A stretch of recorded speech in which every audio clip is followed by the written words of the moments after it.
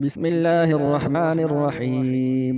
الحمد لله الذي خلق السماوات والأرض وجعل الظلمات والنور، ثم الذين كفروا بربهم يعدلون.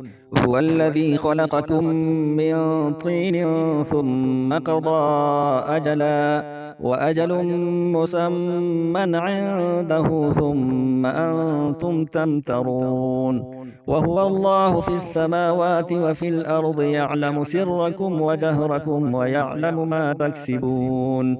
وما تأتيهم من آية من آيات ربهم إلا كانوا عنها معرضين. فقد كذبوا بالحق لما جاءهم، فسوف يأتيهم أنباء ما كانوا به يستهزئون.